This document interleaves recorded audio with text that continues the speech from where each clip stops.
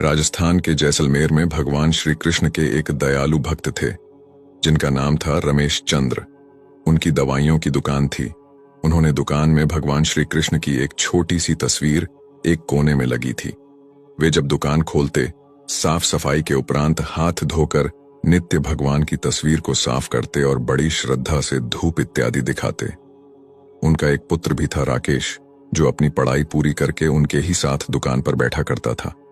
वह भी अपने पिता को ये सब करते हुए देखा करता और चूंकि वह नए जमाने का पढ़ा लिखा नवयुवक था, लिहाजा अपने पिता को समझाता कि भगवान वगैरह कुछ नहीं होते, सब मन का वहम है।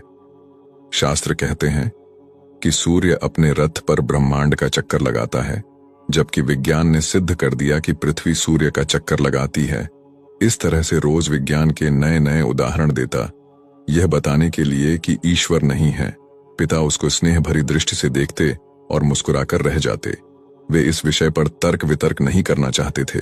समय बीतता गया, पिता बूढ़े हो गए थे। शायद वे जान गए थे कि अब उनका अंत समय निकट ही आ गया है।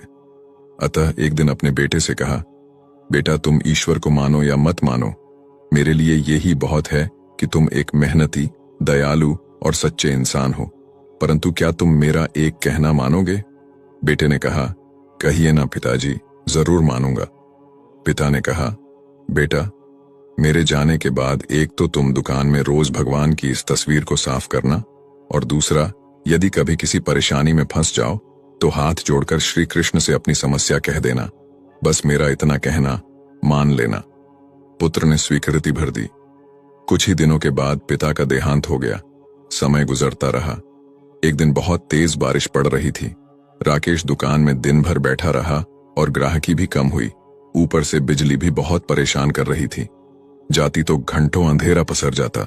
तभी अचानक तेजी से एक लड़का भीगता हुआ दुकान में आया और बोला, भैया, ये दवाई चाहिए, मेरी माँ बहुत बीमार है।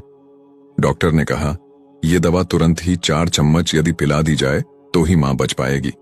क्या यह दवाई आपके पास है? राकेश ने पर्चा देखकर तुरंत कहा, हाँ, ये है। लड़का बहुत खुश हुआ और कुछ ही सेकंड में पैसे देकर दवा लेकर चला गया।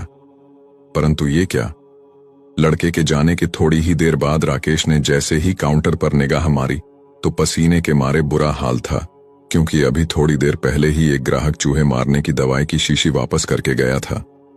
लाइट न होने की वजह से राकेश ने शीशी काउंटर पर ही रखी रहने दी कि लाइट आने पर वापस सही जगह पर रख देगा।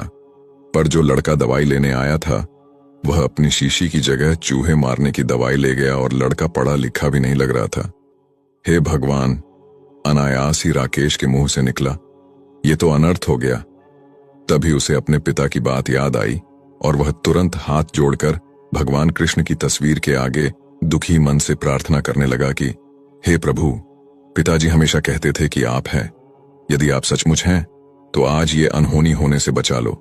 एक माँ को उसके बेटे द्वारा जहर मत पीने दो, प्रभु, मत पीने दो। भैया, तभी पीछे से आवाज आई, भैया, कीचड़ की वजह से मैं फिसल गया, दवा की शीशी भी फूट गई, कृपया आप एक दूसरी शीशी दे दीजिए। भगवान की मनमोहक मुस्कान से भरी तस्वीर को देखकर राकेश की आंखों से झरझर आंसू बह निकले। आज उसके भीतर एक विश्वास जाग गया था कि कोई तो है जो यह पूरी सृष्टि चला रहा है। प्रेम और भक्ति से भरे हृदय से की गई प्रार्थना कभी अनसुनी नहीं जाती। यही है करुण पुकार जिसको ईश्वर कभी अनदेखा नहीं करते।